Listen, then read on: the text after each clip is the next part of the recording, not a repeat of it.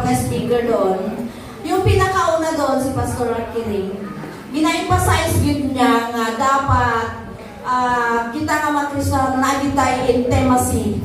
Natay intimate na relasyon sa Ginoo. Kasi kahit ano pa man, sige nagsimba, ang tanan ay una nato, kung wala tayong personal na relasyon sa Ginoo, ang tanan kawang lang. So, ang ikaduha nga na speaker dito, i-emphasize niya nga, kaming mga nakita mga nanay dapat magpagwapata. Kita magpasagad sa ato ang sarili, bermadriban, lipstick, anak daw. Dahil i-emphasize niya nga, kita mga nanay, let us check our children kung unsa na ginahimo nila sa ilang mga cellphone.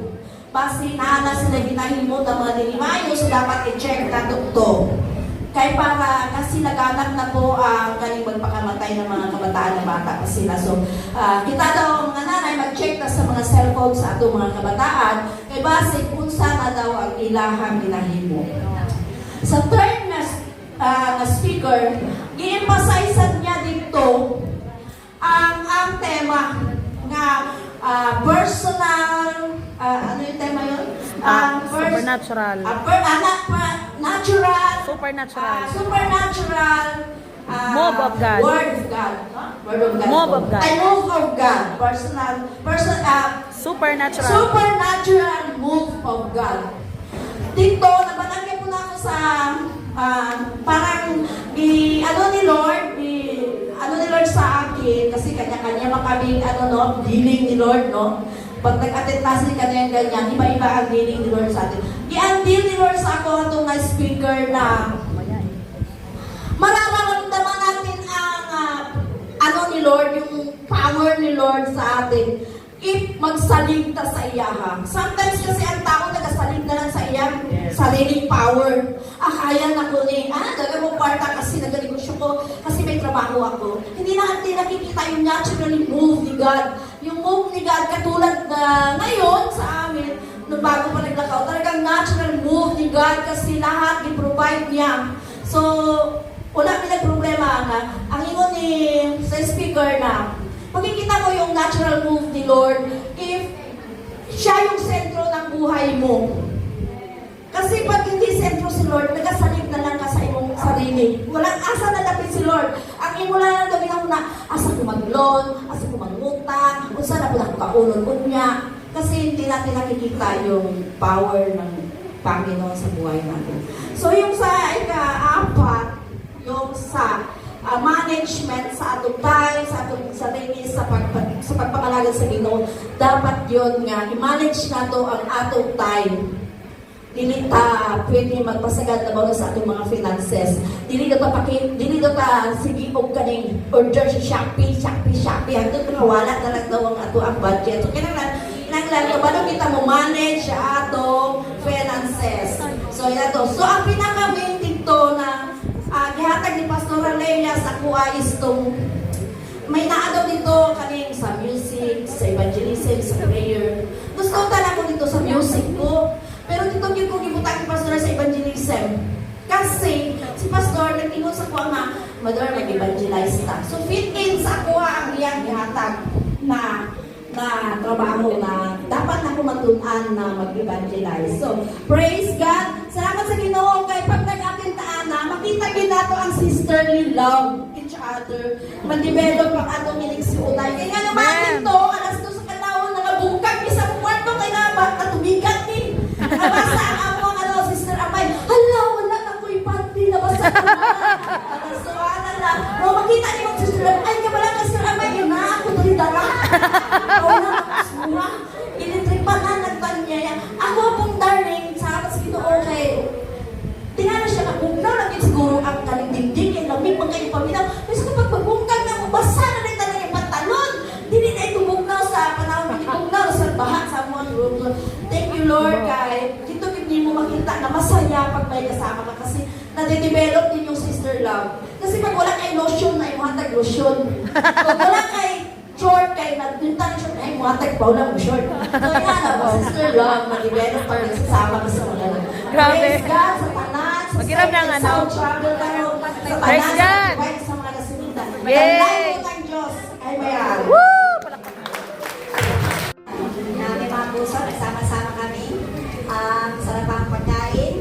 medyo na sabi ni Tabang. Pero okay naman, kasi usod talaga. Ang sa akin, no, yung pinaghati-hati kami nila ng mga pastor. Doon kami kay Pastor Vanessa, nakatatalan ko doon, no, magkano ba kahalaga yung intercede o yung testimony prayer. Naisip namin doon na bakit nga ba kami nilalagay ni Lord sa aming meron kasi kami mga prayer pag Tuesday and Friday. Nagano sa amin na balik-balik daw kami sa ganon. Pero nalaman, tapos kami rin yung nagsama-sama doon kay Pastor Vanessa, yung mga kasama ko na grupo. Nalaman namin doon, sabi namin doon na napakalaki pala na nagagawa ng panalangin. No, lalo na pagdating sa gawain ng Panginoon, ano nga ba ang naitutulong ng manalangin, no? Sabi niya dito hindi ko na sasabi ng mga verse, pero iyan ko na lang. Natutulong pala nito at natutulong din sa atin ito yung bring people to God. Tapos, protect the church, guide leaders, pray for the lost, supervision, bring healing, counter spiritual attack, encourage unity. Bilang isang nananalangin sa Panginoon, para naranasan mo yung minsan sa buhay mo yung ganito, at makakatulong ka rin, lalo na pagdating sa tagumpay ng gawain ng Panginoon. Amen. Kaya, huwag natin baliwalay na, ay, panalangin lang yan. Pero, sa lahat ng gawain, ito ang pinakamabisa, ang manalangin. Hindi magtatagumpay ang gawain kung walang panalangin. Amen. Ayun lang po. Wow. May magbantay sa tanan, no? Pag ito Amen. magkapagaw, may balik. Bago yun ako. Inak yun, di ba? Gamay na yun ang kumain ko anak kay. Grabe yun ang pagkamain nila sa ginoo sa itong kinabuhi. Kapag ako na ito naruto, lambiruan nila sa tuwa, ang atong pamilya, atong ganun sa ginoo. Kung paano ka mag-sustain sa ginoo, magpadayon sa kung saan may tabo. O, dito, di naman ako magkuhan ko. Salamat yun sa ginoo yun kay. Naghimog isang paraan para makauban yun ko. Pero, ini ako nagunahan dito, no? Grabe giday. Grabe giday kung ang ginoo, unahon ni mo permiti sa imong kinabuhi. Tapos, kuhan ka na, nagkakaan mo sa kong kaugulingon, no, na dapat giday, sa pagmata sa buntag, una yun mo, ang ginoo tawag mo sa imong kinabuhi, mag-ampo ka. Tapos, ginagawa ko sa kong ginadesire ang bulong sa akong kaugalingon na, kinahanglan giday mag-devotional ko, kayo sa ay, nagakuan ko din sa tulad, kinapakanta ko nilang pastor, kinahanglan nyo na sa akong kinabuhi, kay di ako nag-umpisa amplo sa espiritu sa ginoo sa tuwa. Tapos, ang ako natunan ko ito, kaysa ginapakanta ko din, dili ra di ito na mapindog ta din para kang pananan to, ang atong, mingon si Pastor Onay, ikaw ang magkuhan na ya, ikaw magkuhan sa prelude night, tapos mingon ko sa kong pagulingon kay, mingon ko, kaya na ko na, ako nang i-rest, dili kita na mga igsoon, kinahanglan ko mutindog dali sa tunga, kaya kita nagadadaw, siyempre ang emosyon na to, na kinahanglan atong yung tawagon, ang espiritu sa Ginoo, sa pagsimba sa Domingo, na mag-flow din sa atong lugar. O, tapos, ang pinaka-importante dito sa tanan, pag-ano sa pamilya dyan, na dilipan ko na karon kami tanan sa akong mga anak na namin dire. Pero ang pinaka-importante, mag-expand pa ka sa Ginoo. Kung sa imong pagpangalagay, mag-sustain ka permanente. Masalamat ko sa Ginoo, magkinapasalamatan din ako sa Ginoo. Na nasa gamit na tao na kay si Pastor Richie, kaya na akong anak manggol, ay siguro nagtulog. Tapos, magkuhan ko ba ka na maglagan kami sa simbahan, kinalilinan ko kong anak na mingon ko na, ulang man, ako anak, luwi kastanan, gababilin, tapos kami, nagkapamati namin pulong sa Ginoo, pero ako anak na ala Japon, kanusakan ni Lord, yampo ko ni sa imo Lord, pero kabalong ko Lord, na maabot ang panahon Lord, madala rin yun namo ni.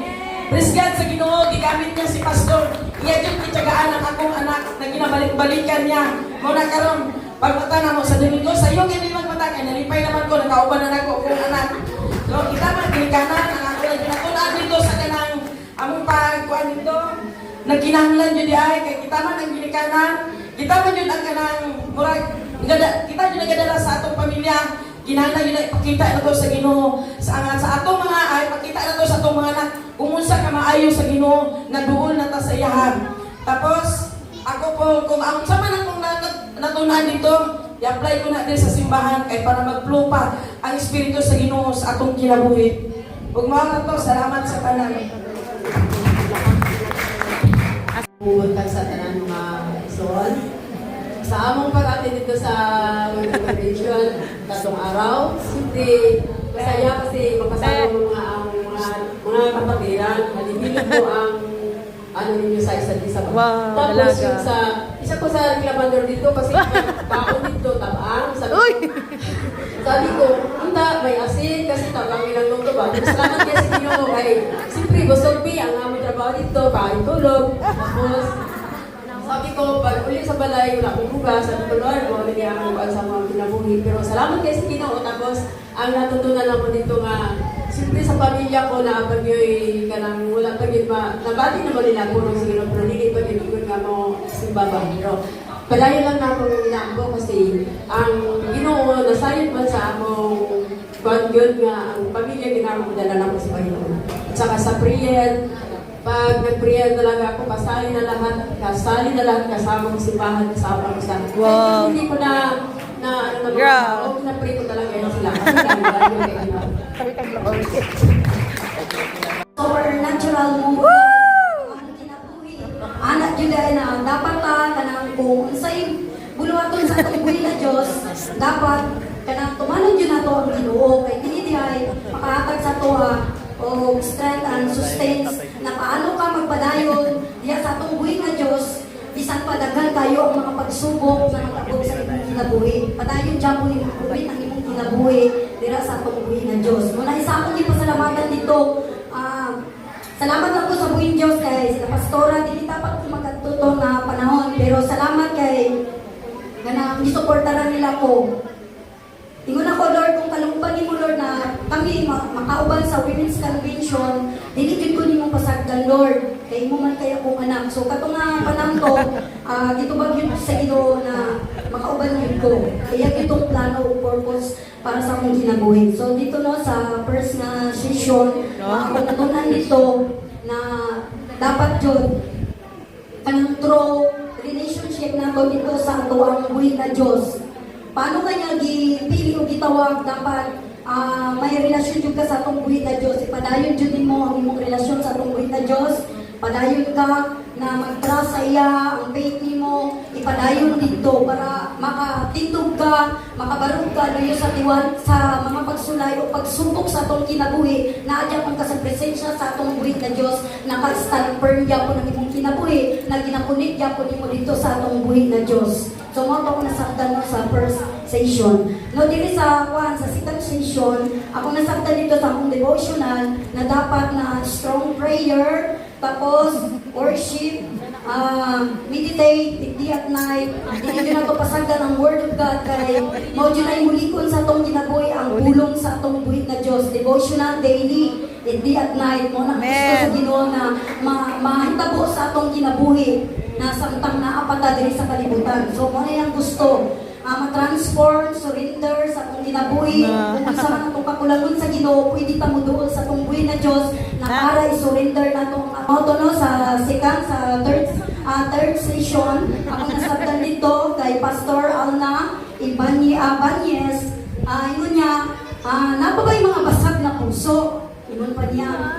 Siguro sa tuwa karon napay mga basag na puso kay dili pa man good. Kanang kumbaga, atong kinabilagan ta makita na basag pa ang puso. Labi na sa mga nanay, mga tatay, mga nana ang may tabo sa atong kaugalingon. Kay bisan pa sa atong pamilya, gikan gyapon ko sa basag na puso, no? Puro galit ang nakuha ako na learn ako sa akong pamilya. Tapos sa diyang nag-asawa ko, puro rin ko galit. So ato na-apply sa akong ginabuhi. Dili ko nimo dapat makuha kay galit kay ko masuko. Bisan sa akong mga anak, saksi sila, galit ko masuko. Mo na ako ang buhay. Pero sadyang isa dahil kong purpose nga gitawag sa atong buhi na Diyos na mabago. Pero salamat sa buhi Diyos kay katong tanan no, grabe. Kanang dito na ako makita nga dapat magbago talaga sa palaging magalit. Magalit ka dapat ihambol na lang nimo ang iyong sarili. dira kay na magipag-humble ang atong kinabuhi. Dapat kung dili mo mahimo ang humble, walang mangyari sa buhay mo. Ang anak po nimo galit. So ato mga nitabo. So salamat sa buhing Diyos no kay samtang ako magapadayon sa buhing Diyos ako i-share na sa inyo no. Dapat humble dili ta kay pareha na ang partner na to dili wala sa buhing Diyos. Tapos magalit ka, masuko ka. Inaway ako ibuluhaton dito. Mag-anak ka. No? Tapos maging putod siya. Dili dito na ako paubanon. Ganun ang anak pa ng batasan. Sige naman ang tatagsimba. Pero magpasalamat ko sa buhing Diyos sa ikatungtanan na nagkatulong akong luwa. Dapat pa Lord na paday ko'y matransform. Dapat pa Lord na dapat paday Lord. Dagan pa ko surrender sa imo kay ang akong puso basag palaging galit. Mao to ang na-apply na ko sa akong ginabuhi galit ko sa mga pamilya ko. Tapos pero salamat buhing Diyos kay isa day kong gitawag ni mo Lord pagbaguhin. Mao ang isa akong ipasalamatan ng buhing ka Diyos no. Dito. Kung din sa may mga basag na puso dira na naman ta sa buhing Diyos. Pwede na ito i-share yung word of God sa akong buhing na Diyos. Basag ang mga puso mo nagagal ang nangyari karon tungod sa mga ginikanan, mga broken family, tapos grabe na, dili na maranasan ang mga problema sa kinabuhi tungod kay dili man gud ginauna ang buhi na Diyos. Kumbaga ang sarili nimong lakas ang imong ginahimo sa imong sarili dapat di ay ang buhi na Diyos na dapat atong pangitaon bilang kita mga nanay or mga tatay sa atong pamilya. So, dili ako naranasan sa basag na puso na dapat di ay kita kailangan naman ta, mature na ta sa pulong sa Ginoo. Makita ka to sa tumapalibot sa mga anak nato o basta sa mga palibot sa mga kapitbahay ba o ang mga kabatang pwede dahil nato itudlo. Kaya naga na kayo na itabo ni Karon nga kani makita din nato grabe na ang mga kalaswaan nga nakita ko sa kalibutan niya. Ang atong mga anak napasagda na lang nato. Una ginahingo na kanang 10 years old pa siya, buntis na. So ato isa dito nga mga hilap yun ko nga kumbaga dula-dula lang ang ginahimo sa mga bata. Dula-dula wala ilang mama. Tapos may isa ka lalaki kaibigan nila friend nagsulod silang balay kay wala ilang mama dira. So nahitabo ang sexual na dili dapat to imuot sa mga bata. So nahitabo tapos nagadulat sila Chinese garter. Ano to isa ko nakalila. Tapos nagana atong makita karon.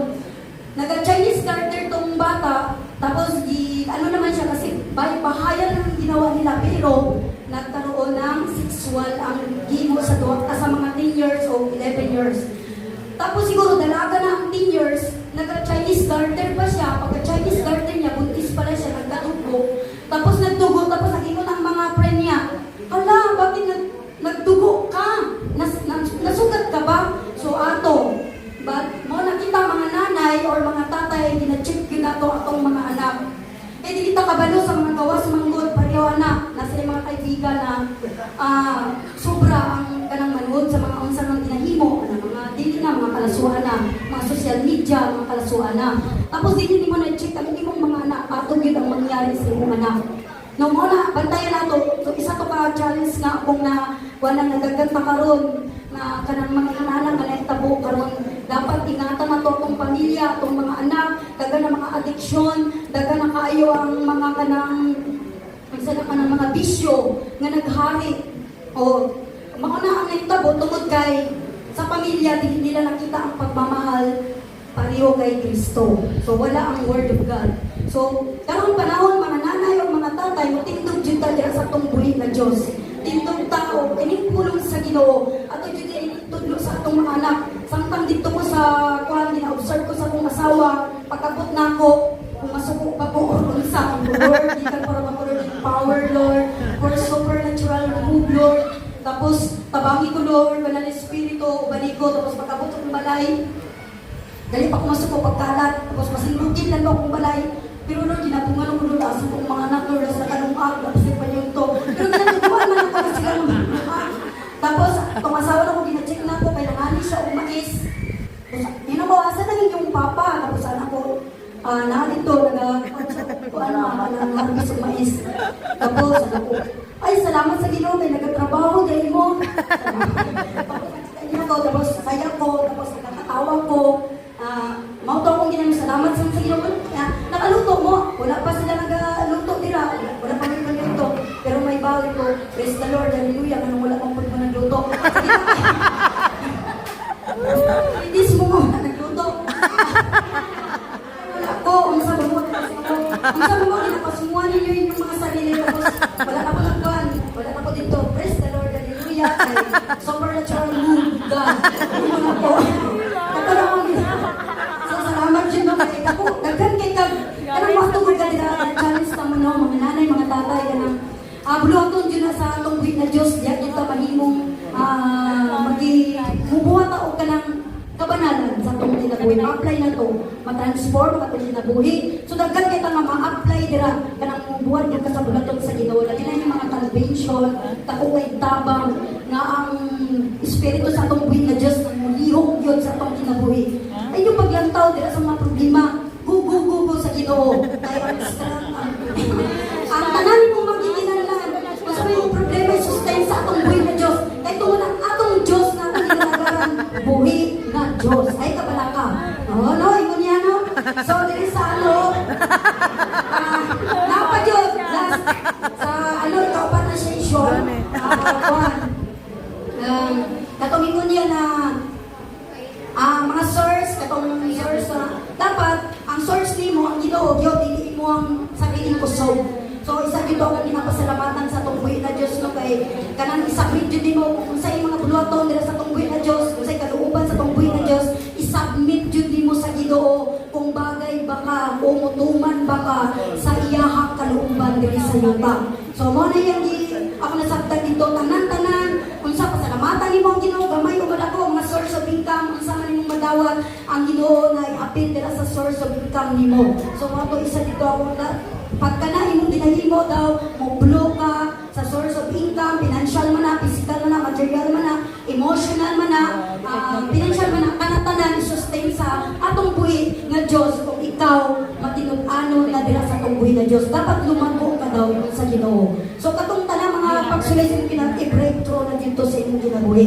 So mao to akong ginapasalamatan ng buhi na Diyos, no? Katulad yun ang akong nasabtan sa mga sa among doon sa Women's Convention. Salamat din sa atong buhay na Diyos. Empower din ta kanunay sa Holy Spirit sa atong buhay na Diyos. Pasalamat na lang at saka yung ito lang yung nakuha ko sa sulat, yung paalala lang ng Panginoon na hindi kaya mo ang sarili mo pag wala ang Panginoon. At saka yung i-assign kami ni Pastora, nag-move talaga ang Holy Spirit kasi ilang beses ko sinabi sa kanya ni Pastora. Hindi siya nagsagot pero naisip ko ni Pastora. May isasabi ko sa akin na pero hindi lang niya sinabi baga masabi niya kung ano bang naisip ko, masaktan ako kasi ilang beses ko sinabi sa kanya na ayaw ko, kayo i-assign ako doon sa ano kami yung i-assign ko sa Pastora Evangelist. sa mga ano daw, sabi ko ayaw ko naman na mahirap. Hindi ko gusto ba? Gusto ko mag-ipag. Pero sabi talaga ng Holy Spirit doon ka. Kasi kita ako, nilalag mo ako makita dito. Amen. Next linggo, wala rin ako. Pero sabi ng Panginoon talaga sa akin na magagamit mo yan. Kasi isang beses ako nakasakay ng bus, pero isang beses nakaano ako naka-share ako sa katabi ko. Wow. Sabi ko, ito lang, yun siguro ang umpisa na nakamitin ko ng Amen. Hindi lang dito na church na ang tao madala ko, pero may tao ako masabihan para sa Panginoon. So, May mga anak. yun lang talaga na naisip ko.